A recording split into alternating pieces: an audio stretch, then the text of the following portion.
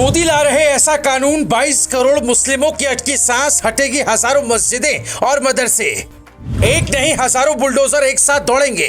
योगी अधिकारियों को बुलडोजर की ड्राइविंग सिखाएंगे।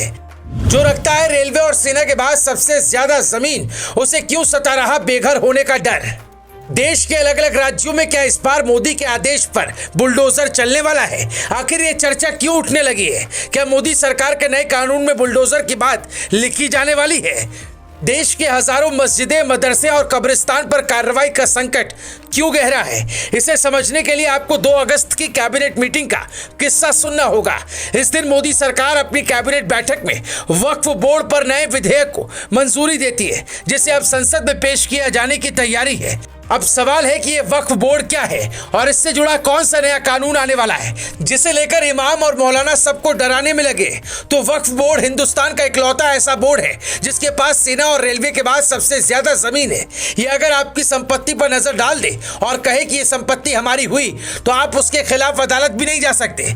इसीलिए मोदी सरकार इसे कंट्रोल करने की तैयारी में है। नए कानून के मुताबिक वक्फ बोर्ड पर सरकार का नियंत्रण शुरू हो जाएगा। वक्फ बोर्ड से जुड़े नए कानून में क्या है, ये समझ लीजिए। अगर वक्फ बोर्ड किसी भी संपत्ति पर दावा करता है तो पहले उसका सत्यापन होगा। नए वक्फ एक्ट में मोदी सरकार ने कुल 40 संशोधन किए हैं, जिससे बदलाव दिखेगा। फिलहाल वक्फ बोर्ड के पास 9,40,000 एकड़ जमीन है, जिसमें 8,70,000 संपत्ति है। साल 1995 में जब वक्फ बोर्ड का कानून बना था तो उसे कई अधिकार दिए गए थे, लेकिन साल 2013 में जब कांग्रेस सरकार को यह लगा कि अभी भी वक्फ बोर्ड को और अधिकार दिए जाने की जरूरत है, तो उसने नए संशोधन के जरिए इसके अधिकार और बढ़ा दिए। पर कहते हैं ज्यादा पावर किसी को मदहोश कर देती है, और वक्फ बोर्ड को लेकर भी ऐसी कई शिकायतें सरकार के पास पहुंची, जिसमें लिखा था कि साहब हमें इनसे बचा लो, ये मनमानी कर रहे हैं। हालांकि कई मुस्लिम नेता इन दावों को खारिज करते हैं। हैदराबाद से सांसद और खुद को मुस्लिमों का सबसे बड़ा हमदर्द बताने वाले असदुद्दीन ओवैसी तो ये तक कहते हैं कि ये धार्मिक स्वतंत्रता पर चोट है। वो कहते हैं कि सरकार की मंशा वक्फ की संपत्तियों को छीनने की है। हालांकि उत्तर प्रदेश के पूर्व मंत्री मोहसिन रजा कहते हैं साल 1995 के कानून का वक्फ बोर्ड ने इतना दुरुपयोग किया कि लंबे वक्त से मुस्लिम समुदाय इस कानून की मांग कर रहा है।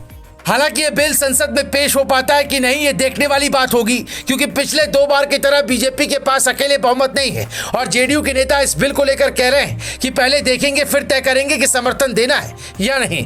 बीजेपी की दूसरी सहयोगी पार्टी टीडीपी, जो पहले से ही मुस्लिमों के साथ खड़े होने का दावा करती है, वो इस बिल पर क्या रुख अपनाती है, ये देखने वाली बात होगी। पर मोदी सरकार ने इस बिल को कैबिनेट से मंजूरी देकर यह साफ कर दिया कि अगले 5 साल तक सरकार बिना डरे बिना रुके चलेगी।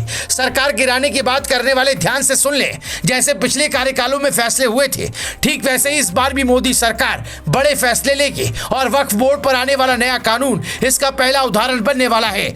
हालांकि कई लोग ये भी कह रहे हैं कि उधर यूपी में नजूल भूमि वाला कानून योगी ला रहे हैं और इधर मोदी वक्फ बोर्ड वाला कानून ला रहे हैं, जो ये बताता है कि सरकार कुछ भी अपने नियंत्रण से बाहर नहीं रखना चाहती। अब अगर जमीनें कब्जे की निकली तो फिर बुलडोजर भी चलेगा, और योगी सरकार से बेहतर बुलडोजर चलाना तो कौन ही जानता है। फिलहाल नए बिल पर आप क्या कहेंगे, कमेंट में हमें जरूर बताएं। Bureau report, global Bharat TV.